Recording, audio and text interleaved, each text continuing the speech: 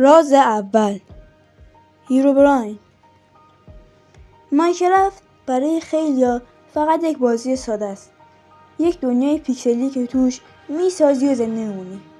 اما چیزی که خیلی ها نمیدونن اینه که بعضی بازیکن‌ها گزارش دادن چیزهایی دیدن که اصلا نباید توی بازی باشه، چیزهایی که هنوز هم هیچ توضیحی براشون نیست.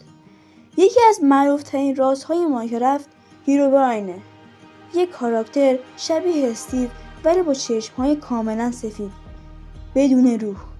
اولین بار یک بازیکن گفت وقتی تنها توی دنیای خودش بازی میکرد یه خونه عجیب دید که خودش نساخته بود. بعدش توی مه یک سایه دید، وقتی نزدیک شد ناپدید شد. خیلیا گفتن این فقط یک شایعه است، اما هنوز بعضیا میگن توی دنیای خودشون هیروبراین رو دیدن که این یکم وحشت این ماجرا رو بیشتر میکنه. و باید بهتون بگم که هیروبراین اولین چیز ترسناک ماینکرافت بودش که پلیرها تونستن کشفش کنن. بخش دوم، صداهای مرموز غار.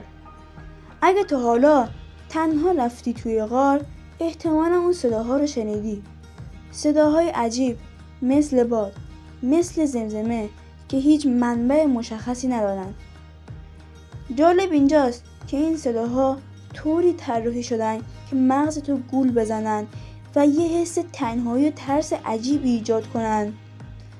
ولی بعضیا میگن اون صداها همیشه طبیعی نیستن.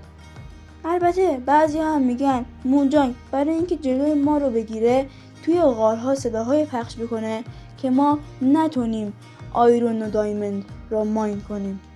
اما با این حال باید گفتش که شاید همیشه این صداها فقط برای ترسوندن ما نباشه و شاید کسایی توی اون غار باشن که این صداها رو برای ما ایجاد میکنن. و اینجاست که دومین راز ماینکرافت هم برملا شد و پلیرها تونستن این راز رو هم بفهمن. راز سوم، سایه های عجیب. بعضی بازیکن‌ها گفتن چیزهایی دیدن که خیلی سریع حرکت میکنن، یک سایه، یک موجود که فقط برای یک لحظه دیده میشه، وقتی میری سمتش هیچی نیست. بعضیا فکر میکنن اینا فقط باگه، اما وقتی چند نفر پشت سر هم این اتفاقات رو ببینن دیگه سخت میشه نادیدش گرفت. شاید بعضی با خودشون میگن که این سایه ها اندرمن ها هستن که خیلی سریع خودشون رو تلپورت میکنن و به جاهای دیگه میبرن.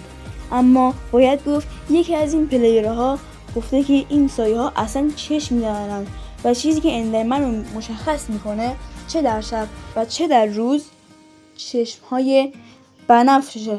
و باید بدونیم که اندرمن ها از آب میترسن، اما وقتی یکی از پلیرها این سایه های عجیب رو دید و تقریبا 1 متر اینورترش یک باکت آب رو خالی کرد، وقتی به اون سایه رسید سایه همونجا موند و هیچ تکونی نخوردش.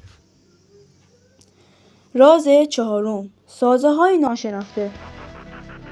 یکی از عجیب ترین چیزها پیدا کردن چیزهایی که تو نساختی، مثلا تونل های منظم، بلوک های از قبل چیده شده یا حتی درهایی که وسط ناکجا آباد هستن، در حالی که تو توی دنیای تک نفره زندگی میکنی. سوال اینه اگه تو نساختی پس کی اینها رو ساخته؟ کی اینها رو اینجا گذاشته که ما رو بترسونه و اینکه چه اتفاقی داره تو دنیای ماینکرافت رو میذاره؟ بعضیا مثل همیشه دارن میگن که اینها فقط یک باگه، شاید اونجا یک ویلیج باشه و به خاطر باگ بازی ما نتونیم اینها رو ببینیم. اما باید من به شما بگم که باگ های ماینکرافت پس از آپدیت 1.14 کاملا دارن کم میشن و بعد از اون هیچ ویلیجی دیگه نامرئی نبوده که ما نتونیم ببینیم درشون رو ببینیم. اما باز هم در سال 2022 یک نفر یک در را وسط یک ناکجا آباد گیرش و اینه که باز هم مایکرافت رو برای ما پلیرها ترسناک و ترسناکتر میکنه. راز 5 اتفاقات شبانه.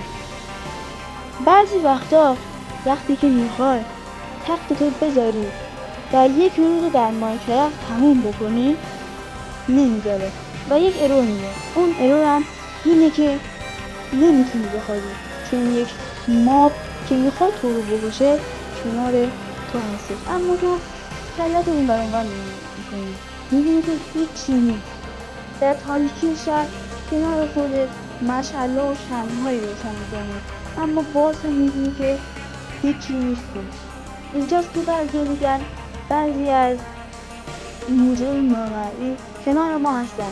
این آنچنان تئوری قضیه نیست، ولی من سعی کردم توی این ویدیو به این هم اشاره کنم که شاید وقتی بعضی این ارور دیدن تعجب نکنن. البته که بیشتر خود موجان گفته بود که این یک باگ بازیه.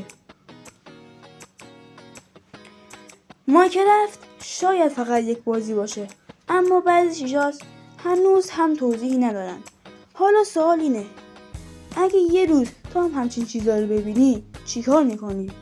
اگر جرأت داری برای قسمت‌های بعدی سابسکرایب کن، لایک رو بزن و نوتیفیکیشن رو فعال کن تا هر وقت ویدیو جدید میاد اولین نفری باشه که میای و ویدیوهای ما رو نگاه میکنی. تا ویدیوی بعدی خدا نگهدار.